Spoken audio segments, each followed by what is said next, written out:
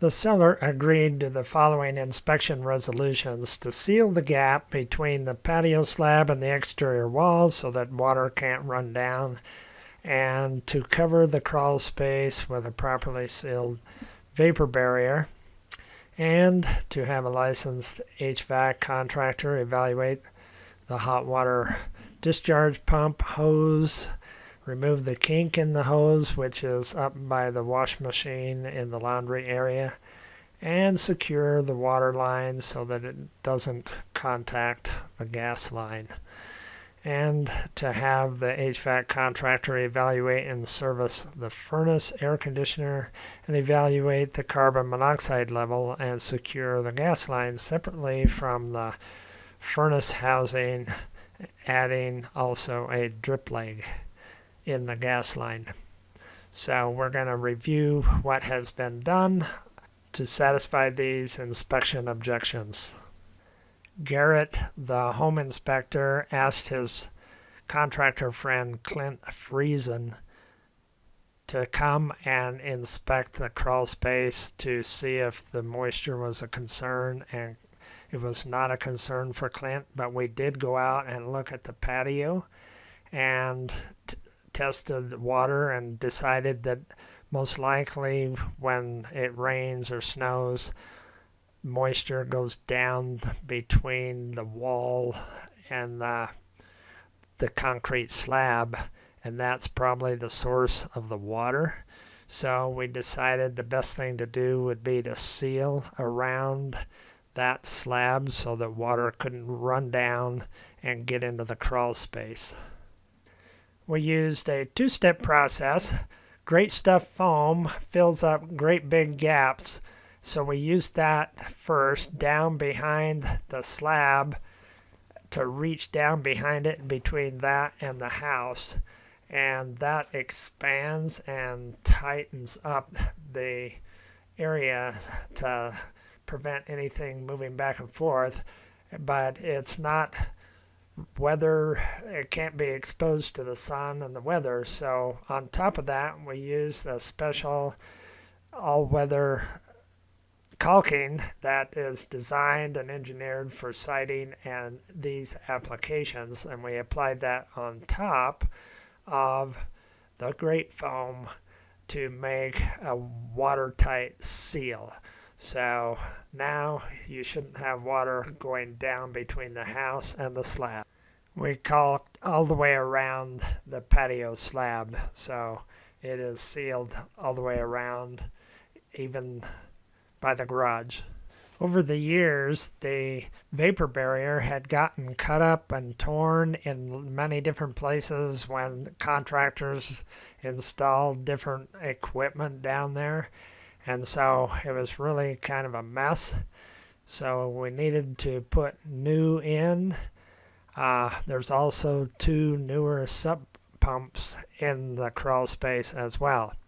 So for the vapor barrier, we used a heavy-duty 6mm plastic that was 20 feet wide and 100 feet long, and we cut it in two, so we have two continuous strips going full length with a 10-foot overlap in splice in the middle where the posts are. So now you have a nice clean vapor barrier that covers the entire space without a bunch of torn up little sections. I'm going to pan around so that you can see everything that's down there.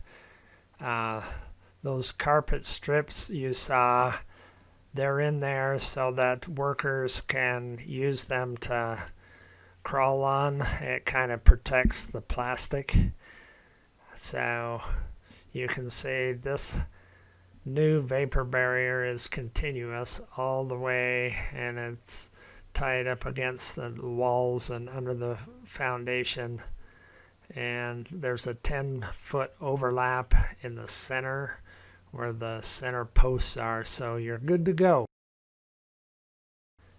This little hose from the water heater goes up through the floor and into the laundry room, and the little hose then goes down into where the washer discharges, and it had kinks in it, and now you can see it's been straightened out and the extra slack has been removed from the hose so that it'll stay straight like it's supposed to. Now we're dealing with this issue around the water heater. Larry Proctor from Air One checked out the pump for the water heater. It's working, and the hose was fixed, and the gas line is not touching any water hoses. Now we're going to show you what was done with the air conditioner, the issue of carbon monoxide, and the furnace. Before we listed the house, we had it pre-inspected by Kurt from Winding Rivers, and he measured the CO and found that there was no measurable level of carbon monoxide. Garrett's report indicated that he found 20 parts per million of carbon monoxide. So they can't both be right. So we had our professional with a $700 tester test it multiple times. First, we tested it in the heat register in the living room, and we got 0 reading there. And then we decided to go down by the furnace and open it up and test it in there. And that wand is a little tester that will find any leaks.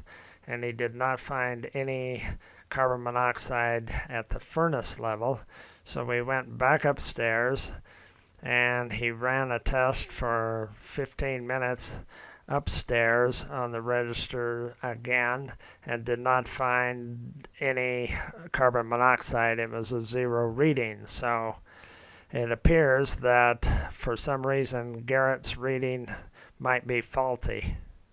Next, we went to the air conditioner. The air conditioner had been cleaned on the inside just a month ago when we listed the house, so that was good.